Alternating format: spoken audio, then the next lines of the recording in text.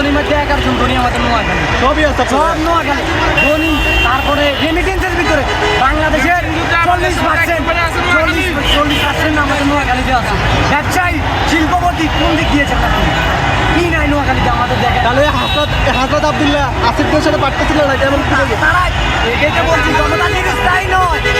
আমরা 84 আন্দোলন দেখি নাই, 24 আন্দোলন করছি, বুঝিছি ইতিহাস করে দিয়ে যাবো ইনশাআল্লাহ। নোয়াখালীরা আপ্যায়ন দেখছে, আন্দোলনও দেখে দিবেন রাজপথে। দাবি চলছে, আমাদের দাবি না মানা পর্যন্ত আমরা ঘরে ফিরছি না। তো আমাদের দাবি মানতে হবে, নোয়াখালী বিপক্ষে আমরা এই জন্য রাস্তা আটকেছি। মানুষের অনেক ভোগান্তি হচ্ছে। মানুষের ভোগান্তি হচ্ছে বলতে ভাই, আমরা তো এখনো আমরা কুমিল্লার মতো এখনো আমরা কোনো অ্যাম্বুলেন্সে হামলা করি না, কোনো গাড়ির উপরে হামলা করি না। আমরা শান্তিভাবে আমাদের বিবেকের দাবিতে একটু আগে মারামারি করেছিলেন। একটু আগে মারামারি, আসলে মারামারি বলতে মারামারি না, বাস ড্রাইভারের ঘুরে যাওয়ার জন্য। আর আমাদের ভাইরা বলছে যে যা হবে না, এই জন্য আর কি একটু কথা তর্কাতর্কি হয়েছে, মারামারি হয় না এখানে। নোয়াখালী বিভাগের দাবিতে আজকে ঢাকা শহর শাহবাগে আন্দোলনে আসলে নোয়াখালী বিভাগের দাবি চাই। আমাদের দাবি একটাই, নোয়াখালী বিভাগের দাবি চাই। কেন নোয়াখালী আসলে বিভাগ কেন চাচ্ছেন? নোয়াখালী কোনটা নোয়াখালীর সব আছে, এই জন্য আমরা নোয়াখালীতে বিভাগের দাবি চাই। আমাদের দাবি একটা, নোয়াখালীতে কি আছে?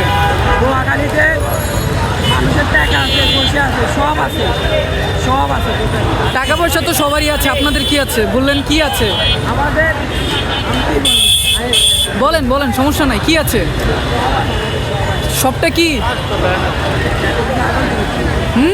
আর তোমরা জিজ্ঞেস করে না। নোয়াখালী বিভাগ হলে আমাদের এলাকার উন্নতি হবে, দেশের উন্নতি হবে। তাই এছাড়া অন্যটারে বিভাগ দিলে হবে না? হবে, দেখ আমাদেরটা আমাদের দিতে হবে আলাদা।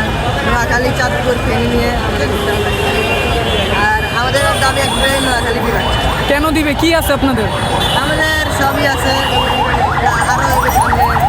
কি আছে? কি টাকা পয়সা সবই তো আছে নোয়াখালী, এই জন্য আমাদের বিভাগটার দরকার আছে।